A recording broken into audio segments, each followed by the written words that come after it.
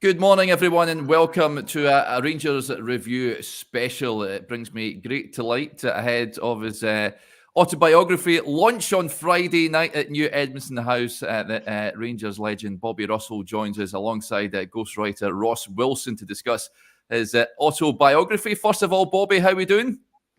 Doing all right, apart from struggling to get into this site, but not very technical when it comes to computers and things like that. People that know me understand that.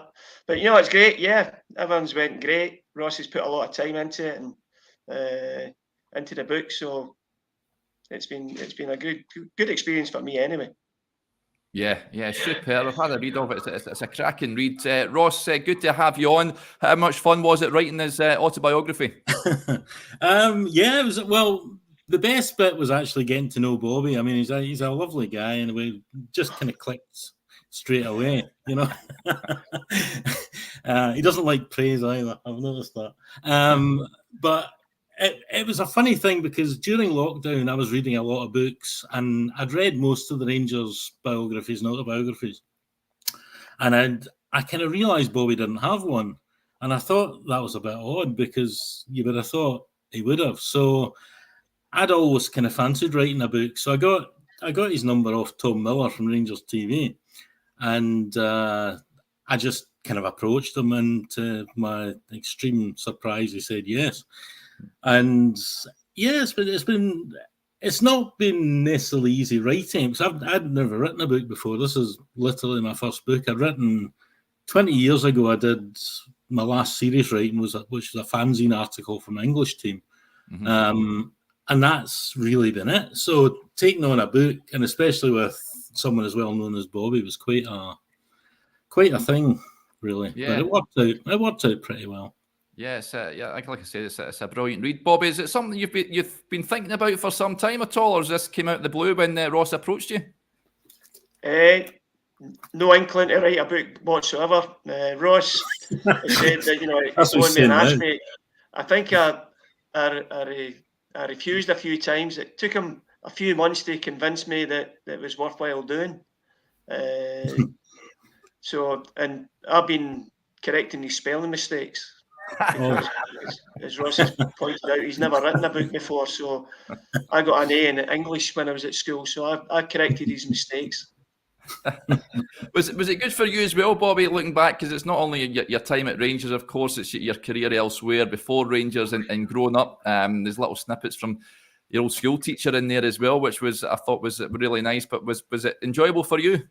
Oh, very enjoyable. It takes you back to you find it hard to believe that you've actually done all these things are achieved all the successes but there's also the downsides to the book as well, about the injuries and things like that, and they were quite hard to cope with, and I'm sure my wife would back me up there because she took the brunt of it, when I would come home after playing badly in a game and not taking out in the wife, but a Saturday night or a midweek was spoilt by a bad performance or a bad result.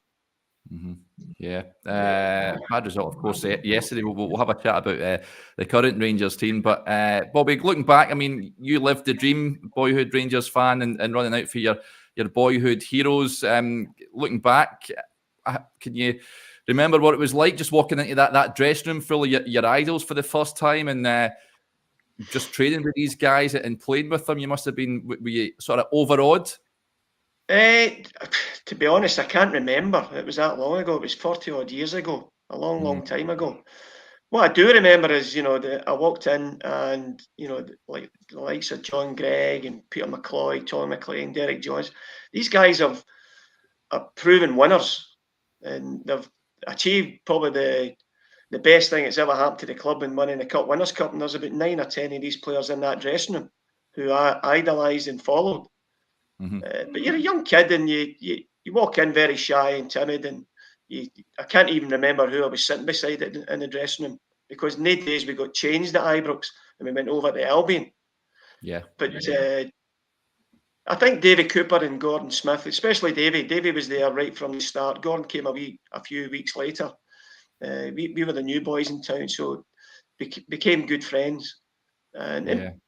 they were nice. I mean, they made me feel welcome, without a doubt. But can I remember much? Not really.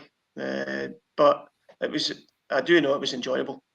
Yeah, you played under three managers, three iconic figures at Rangers. Bobby, Big Jock brought you to the club. What was he like? Big Jock. Again, he was only there for the one season when I started playing for Rangers, and then he left.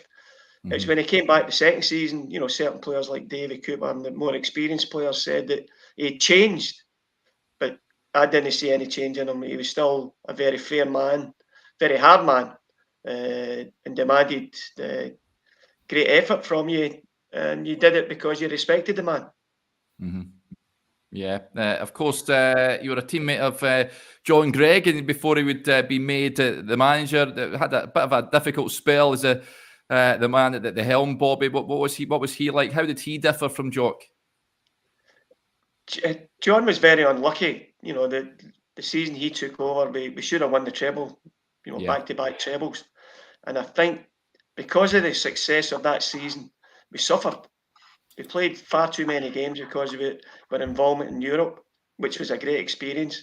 He was very, very tactical, and he did his homework in Europe. And as I say, he was very unlucky. Plus, players were coming to the end of their tenure. At Rangers, they were getting older. It was time to move them on. Maybe he moved them on a little bit too soon because John Gregg wanted his own players, and I don't think he had any problems with these guys who he played with. All of a sudden, he's the boss. But I think maybe he was a wee bit too impetuous at getting rid of players who still had maybe a season or two left in them.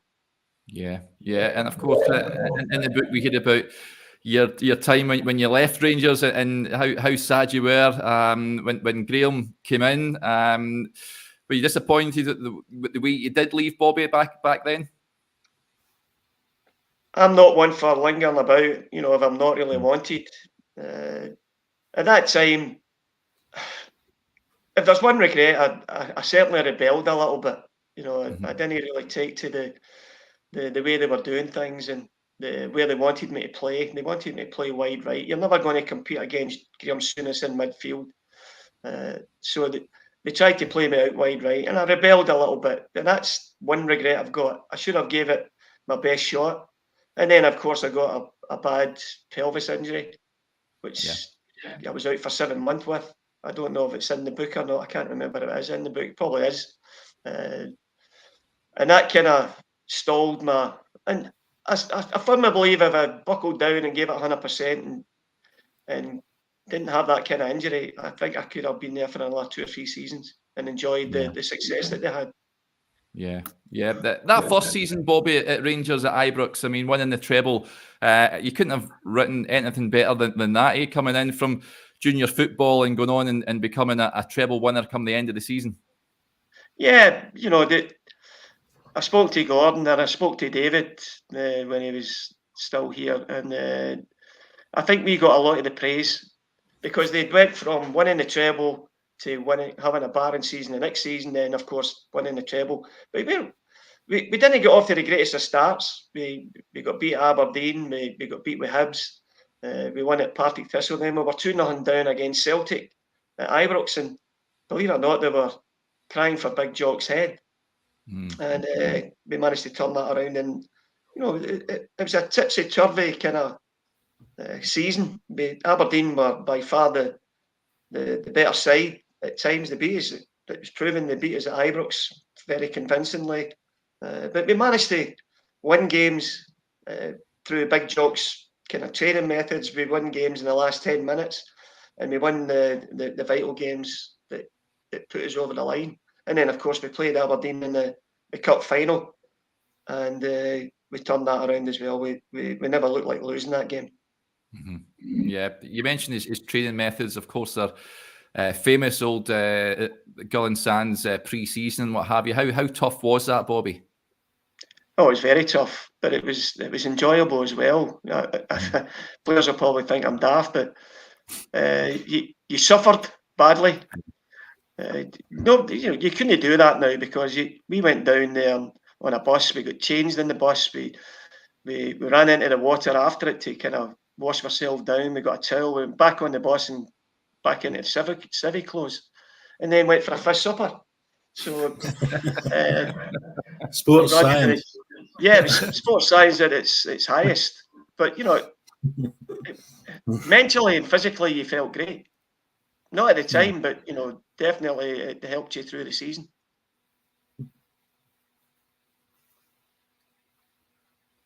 Yeah, now, what I liked in the book, Roy's account of his career and his life. There's little snippets from various figures that play a part in Bobby's career. Of course, was that always part of it? Because I thought that adds a nice wee element to it. Yeah, I kind of the publisher that I use. I'll just flash the book. There we go. The publisher we use, Morgan Lawrence. They've put out a few books, and I was reading a couple of them just to get a feel of what it would look like as a finished product. And one of their other authors, and I can't remember if it was Terry Curran's book or one of the others, but they used that technique, and I liked it immediately because I thought it was a nice wee break in between, Bobby / me speaking. So it was, it just broke it up and gave it wee kind of compartments and just added a wee bit of colour to it. And I just thought it was a really nice technique, and I decided to do the same, and it seems to have gone down well. So yeah, pretty happy with it. Yeah, no, it was. I thought it was really good. Bobby, of course, you played a number of huge games. The title of the book, From Easterhouse to Eindhoven, one that sticks in the memory, of course, is that famous night over in Holland against PSV. What was your recollections of that? Because that is obviously PSV hadn't lost at home by that point, but you went over there and humbled them. What was your memories of that game? Well, I start with the game at Ibrox where we drew nothing each, and I think majority of the media and probably a lot of the fans as well didn't give us much of a chance, and rightly so. As you pointed out, they've got a great home record. I think after about a minute, you probably said, well, they're going to get a bit of a doing here. 1-0 down after a minute. I think it was Andy Cameron told the joke about it. He went for a toilet break just before the game, and when he came out, I think Alec McDonald scored. I went, "No, that's brilliant. We're 1-0 up." And of course, they said, "No, that's one each." He had missed the goal because he was in the toilet. But it was they were a footballing side, so they allowed you to play a bit of football yourself, and we could play a bit of football in the days, and we got a few lucky breaks, and the winning goal was just the icing on the cake. John Gregg must have been pulling his hair out when I went over the halfway line, because there was only 30 seconds to go, and they should be sitting back there defending with 2-2 draw. But I think I pointed out to people, and I've came up with the reason why I made that run is because Todd McLean was on the ball. I think it would have been any other player, and no disrespect to the rest of the players, Todd McLean was probably the only one that could have played that kind of pass, because David Cooper wasn't playing that night. He was on the bench. He's the other one that could have played the pass, but instinct takes you there because of the player that's in possession of the ball. So yeah, that was a great feeling. And again, the goalkeeper's made my mind up. He's came out, and if he'd stayed on his lineup, I probably would have taken another couple of touches, and then the defender might have got back to me.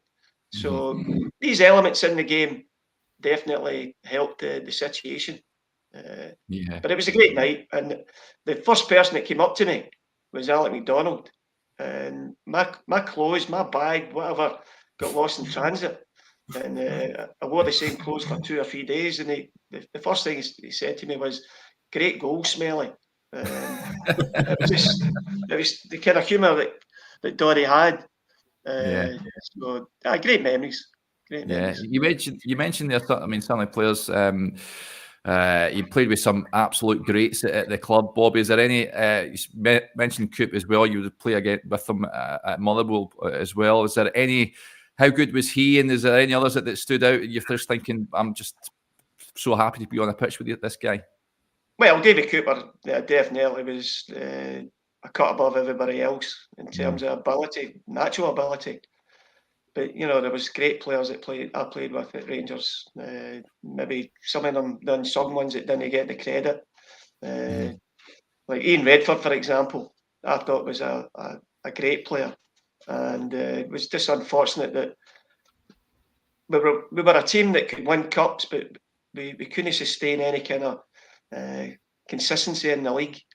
That let us down, without a doubt. You've got to win leagues.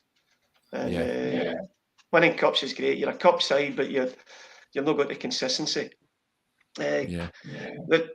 My first season at Rangers, they were this fuller class world class, well, not world class, but international class players, and great professionals, without a doubt. And that's what you need. I think that's where we suffered. The older players left, and I don't think we had that same kind of experience to get over the line and win games when you should be winning games.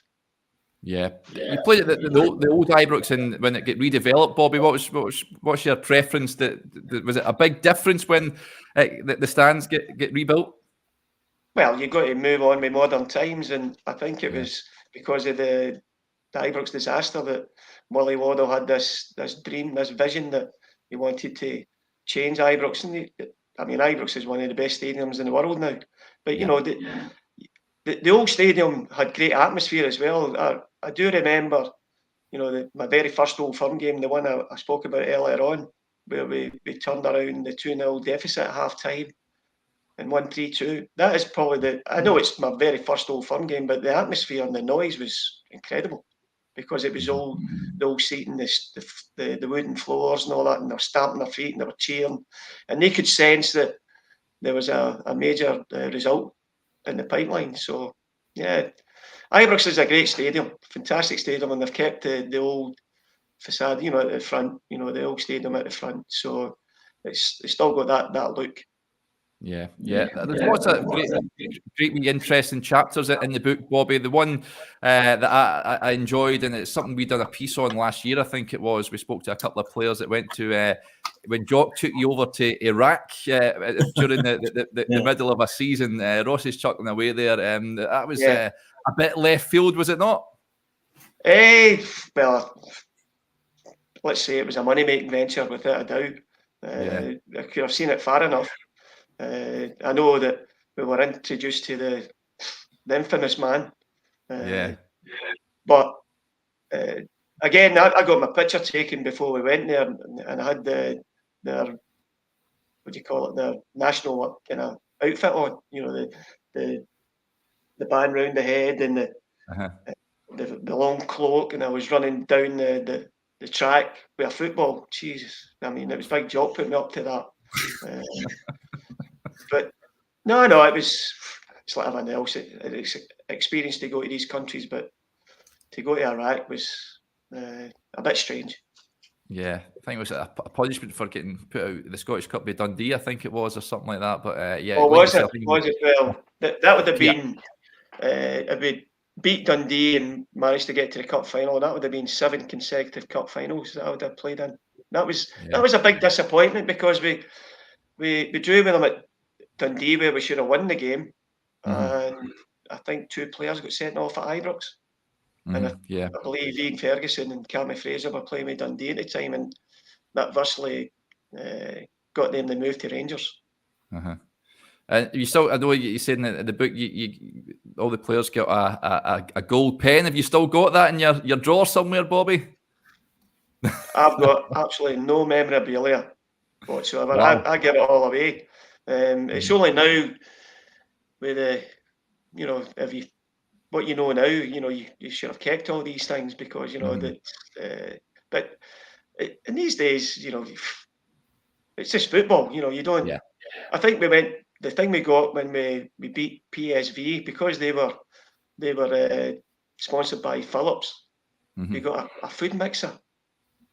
Believe it or not, that's what they gave us as a gift. A food mixer. Imagine carrying that home back in the plane. Incredible. Yeah, I think I've still got that. If it's Phillips, it'll be well made, I'd imagine. But you mentioned that the Old Firm games, Bobby. You mentioned obviously playing at Ibrox, going to Parkhead as a Rangers player. You mentioned in the book, of course, that some interesting games that you were involved in. What was that like to play as a Rangers player, walking out there and taking in that game? Yeah, I mean, you've got the stats, I would imagine. I don't have the stats, but I don't recall winning an awful lot there.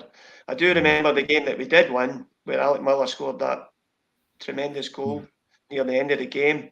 I think that was one of the times that we did have a success there. But no, it's always intimidating going to Parkhead.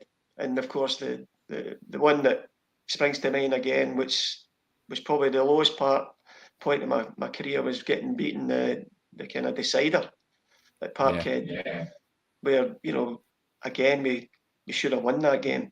But we didn't. And it was very disappointing. It was very depressing. And I remember John Gregg saying, like, get ready, quick as you can, let's get to hell out of here. And you know, it was a major disappointment. Just to interject on that a wee bit. I remember as a kid, we were actually on holiday in a place called London Links, which is in Fife. And in those days, it's all, I mean, this kind of technology now. In those days, we had to wait till the next morning because there was a BBC embargo on the game. So it wasn't on the telly, it wasn't on the radio. We had to find out from the paper the next morning what the result was. Crazy.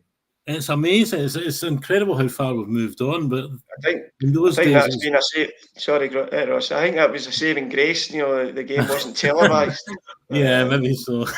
In fact, I read a story or a thing for the late Colin Jackson that he was doing a QA with Murdo McLeod, and one of the questions was, what's the best goal you've ever seen? And he actually said Murdo McLeod's 4th goal for Celtic at Parkhead, and everybody turned their heads and went, what's that all about? And of course, Colin Jackson had scored the 3rd goal for Celtic with an OG. They said, if he hadn't scored, I would have been known for the one that scored the goal for Celtic to win the league. So it was quite interesting to hear that. Yeah, absolutely. And of course, fast forward to this season, Bobby, it looks like Rangers are going to be going to Parkhead with the league title on the line. No fans in there, of course. Huge disappointment on Sunday. Yesterday, losing to Ross County. It looks like it's going to be maybe a winner takes all there. The pressure on the players would be enormous. How much lift did they see in the Rangers fans in Parkhead give you when you were playing there? Oh, of course it is. I mean, I think it makes for the atmosphere as well when there's 2 sets of fans there. It's sad. That's just the way it's developed. But yeah, I hope it's a different outcome to 79. I'm sure they'll be up for it. They know that they've won there before, so they know that they can go there and weather the storm and get a result. Hopefully, you know, when is it they play? It's not. The fixtures are going to come out after the Dundee game. So I'd imagine it'll be Wednesday night or Thursday. I'd imagine. So it's whether they usually like to put that on quite early on, don't they, in the split? So I'd imagine it'll be maybe after the Hearts semi. All right. Okay. So it's going to be. Well, it's a game that they should be looking forward to. And you know, there shouldn't be any apprehension or anything like that. They know that if they play on the day, that they're more than capable of getting a result. So you've got to go in with that mindset that it's 11 against 11. I know Celtic have got a good record against Rangers, especially at Parkhead, where they come out like greyhounds. So they've got to weather that storm and not be intimidated. But I'm sure it'll be a great spectacle. I mean, I'm glad I'm just watching now, to be honest. But it makes for good television, without a doubt. Yeah. Let's hope they can do the business over there. Ross, is a Rangers fan yourself. How do you see the season panning out? If you'd asked me before the Ross County game, probably a bit different. Not confident now, I have to say. I don't. I don't see us. I'm not being defeatist, but I don't see us winning at Parkhead. I hope the players are less defeatist than I am, but I'm very concerned about playing there because I'm not sure. We haven't covered ourselves in glory there in recent seasons, and I'm afraid my fatalistic I think takes over. Ross, I think you should spend at least half an hour with Big Marvin Andrews. Tell you a wee story. I was down at Blackpool and we're doing a QA. There was about 8 or 9 ex-Rangers players there, and Big Marvin Andrews was there. It was in the I can't remember the name of the hotel now, but I got there and of course I went to reception. I says, "Is there a room for Russell?" And she said, "No, there's nothing here, but Marvin Andrews." So I said, "Well, give me the key."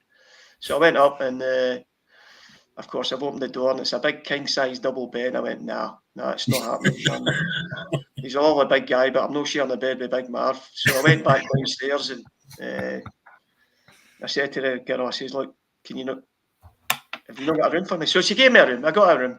And as I was standing there, there was an English chap getting autographs, and he came up to me and he said, "Oh, older gentleman."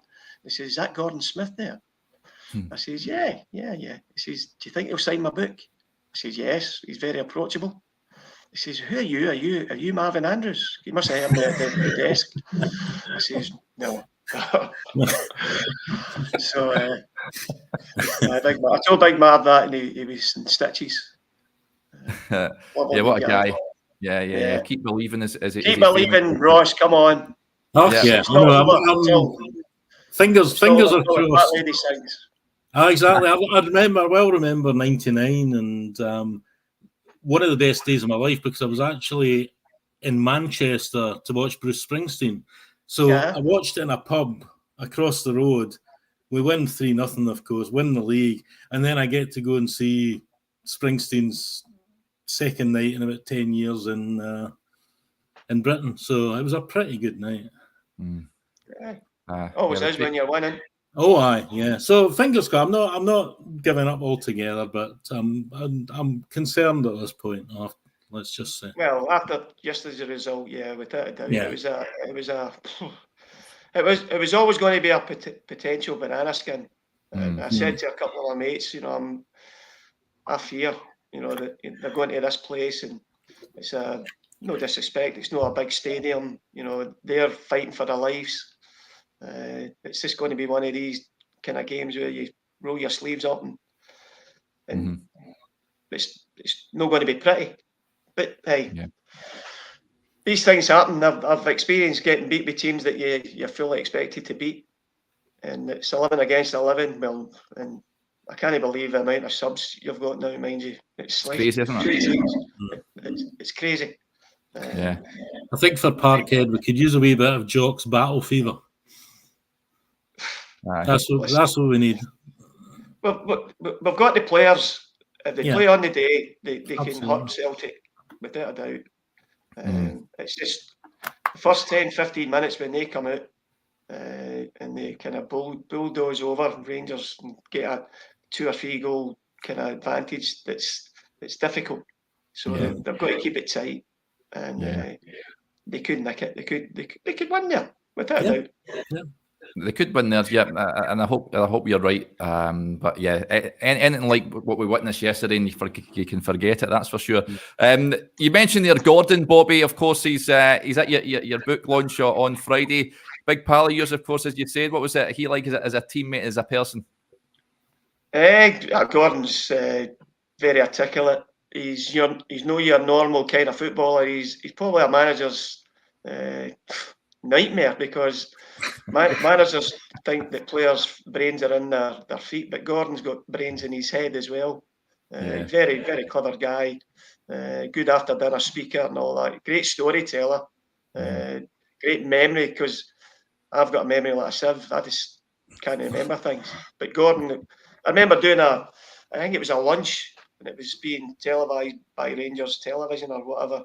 And I sat there eating my dinner, and he just spoke about all the things that happened in the first season and the second season. And I was just in awe. I'm thinking, how do you remember all that? And there's a man in my book, his name's Bobby Dinney. Yeah. And I wish I had done what he's done over the years. He writes down everything down in a diary every day. I wish I had done that. That's something that, you know, as a footballer, you know, with all the funny things that happen, you know, you should be writing these things down. Not particularly just to write a book, but just for memories, to look back at and say, oh, I remember that. Yeah, that was funny. You know, that, but never done it. But Bobby Dinney did that, and to this day he's still doing it. He's a lovely chap, Bobby, isn't he? Yeah, great man. Good wee story, Derek. Bobby and I went round to meet Bobby Dinney, and he's got an autobiography out as well, which I got autographed by him on the day, which was quite nice. But he's an absolute mine of information, and of course he ran Postle for about 60 years, wasn't it? Yeah. Wow. And he's got a spare room full of photo albums and memorabilia and stuff. And he let me have a wee look, and I'm thumbing through all these photo albums, and it's Bobby with Alec Ferguson, it's Bobby with Pelé, you know, it's Bobby with John Grimes, all these guys. And he says at one point, I'm kind of pouring through them, and he goes, I'm not boring you, my son. And I'm going, you've got to be joking me. It's like living history, this. You know, Yeah. He's a fascinating guy. He's a lovely guy, and he's coming on Friday, so I'm delighted about that. Super. Yeah, fantastic. And I mean, there's chapters in the book as well, Bobby, funny stories at the end and what have you. That walking into that dressing room at Ibrox must have been laugh a minute at times with some of the characters that you were sharing the dressing room with. Yeah. Sometimes it could get a wee bit heated. I had a wee bit of a vendetta with big Colin McAdam. It started off, I think he started it. I might be wrong, but you know, I went to put my socks on and somebody had tied them up into knots. And of course, I found out it was Big Colin. So I did the same to his socks the next day or whenever. And then it kind of escalated to tying the knots on your sleeves of your shirt and then cutting your sleeves of your shirt, which is fine, you know, that was acceptable. But then I think Colin got a bit fed up and he went, well, I tell you what I'm doing next. He says, I'm ripping your tyres of your car. And I went, you win, big chap, you win. I wasn't going to start going down that road. So, and I remember as well, Big Bomber coming in with, Big Colin Jackson coming in with a pair of kind of cowboy boots. And I don't know who it was. It might have been Big Derek Johnson. I'm not sure. I'm sorry, Derek, if it wasn't you. But he nailed them to the wooden floor in the dressing room. Put a nail right through it. So Colin went like that to put them on, and of course it's nailed to the floor. So they're the kind of pranks they get up to. Yeah. And again, you know, the in their days, it was a communal bath. I mean, it was a huge big bath, and but if you've got 22 players all trying to get into that bath, not at the same time, mind you, but if you're there, if you're getting into the bath last, you can imagine what kind of condition it's in. If you go in there, you come out and you're dirtier. So you made sure you got in there kind of first before it got dirty.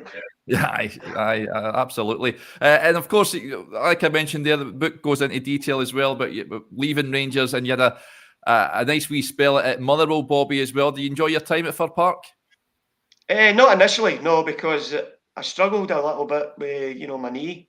I had a bit of a knee problem, plus, my pelvis as well was still giving me a bit of trouble. So I wasn't, I would say I was only about 60% fit.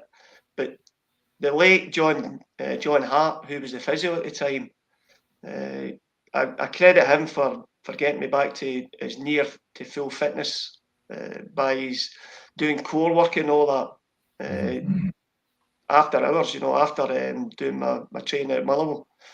So I thank him very much for kind of resurrecting my career again, because it definitely helped doing all that kind of extra training. Motherwell was great. Wee Tommy and Big Tam, ex-teammates, so they knew what I was capable of doing, and when you go somewhere where you know you're wanted, it was a wrench to leave Rangers. Don't get me wrong, but Motherwell, I had a good 5 years there, and a bit disappointing how it finished. Being injured and missing the cup final, having played some part in every round, it was disappointing. But it was great for Motherwell to get that success. Yeah, absolutely. And of course, you went back to Rangers, done some coaching, didn't you? You must have enjoyed that. Was it academy? Yeah, I did.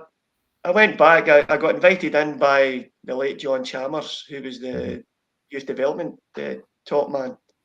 And I remember it was a Tuesday, and he invited me in to talk about taking the under-15s. And I says, yeah, great, I'll take it. And I think it was John Brown came in. It must have been about 9 o'clock in the morning. And he said, look, but how do you fancy coming to training? And I said, what do you mean? He says, well, the reserve boys and the guys who are coming back for injury, first team players, were going to training and we're a man short to play a full game. I says, look, I've not got any boots, and we'll get you a pair of boots.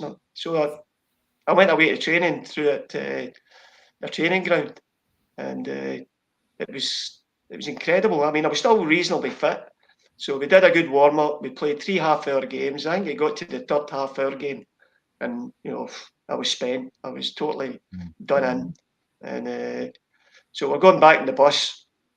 And John McGregor, who was there, but he wasn't playing in the game. He's out with an injury, a bad knee injury, couldn't play. He was going through all the players. Barry Ferguson, when we were on the bus going by, he says, you gave the ball away under pressure once, you blah, blah, blah, and all the different stats. And I'm thinking, I hope he's got a lot of lead in his pencil for me, because I was getting the ball away quite a lot in the last third. And he came up to me and I'd nutmegged Charlie Muller twice. And he left me last, and he went, Bobby Russell, and I went, oh, here we go. And he went, nutmeg Charlie Muller twice, that'll do for me. And they all cheered. I don't know if Charlie will remember that, but that was good. But yeah, I went and I started. I was doing it for 12 years. I did it for 12 years. Yeah, coaching all the different levels, all the different age groups. Yeah, it was enjoyable. Yeah, fantastic. And how do you keep yourself busy now, Bobby? I play a lot of golf, and I play tennis with my boy. It was funny, I was telling somebody that, and he says, how old's your boy? And I says, he's 42. So it makes you feel old. But no, that keeps me fit, and I've got a wee part-time job as well with the NHS, same as John McDonald. John, he solo does it full-time, I do it part-time. And I used to go over to Canada as well. I had a wee kind of stint over there with a couple of boys. Went and done kind of temporary contracts, short-term contracts. Yeah, which was good as well.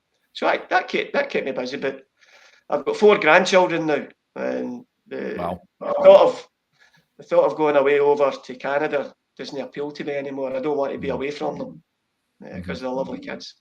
Yeah. Well, fantastic stuff. Well, of course, the official launch of the book, I'm right in thinking, Ross, this Friday at New Edmonton House.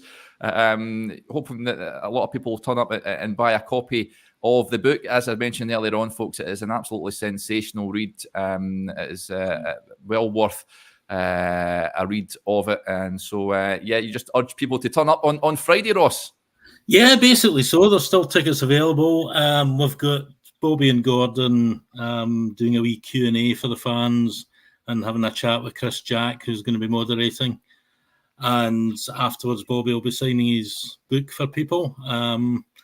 All full price tickets come with a personally signed book. So there you go. So that'll be nice. And it should be a lovely night. We've got a few ex-Rangers players coming, so there'll be plenty of chances for autographs and selfies and whatever. So I'm looking forward to it. It'll be a nice night for Bobby particularly, because I know he's got a lot of family and friends coming, and it'll be a nice wee look back into his career, which he richly deserves. So should be good. Looking forward to it, Bobby. Yeah. I'm not comfortable with big crowds. No, I'm looking forward to it. The people that are there are people who want to be there, and there's a lot of family as well, which gives me a lot of comfort. And hopefully there'll be nice stories and funny stories, and people will get some sort of enjoyment out of it as well. But yeah, I look forward to it very much so. Yeah, there you go, folks. What I'll do is I'll bring a linking for the book in the description box below, so you can click that as well. And if you want to head along, then tickets still available, as Ross mentions. Right, guys, thank you very much for coming on. I really appreciate it. Thank you, Bobby, and thank you, Ross, for your time. Hopefully it all goes well on Friday, and I wish you all the very best with the book as well. So thank you, guys. No, thank you. Cheers. Thanks, Derek. Cheers, Ross. There you go, folks. Hopefully you enjoyed that. As I mentioned, the link's in the description box. So, go and buy it and have a read. Bye for now.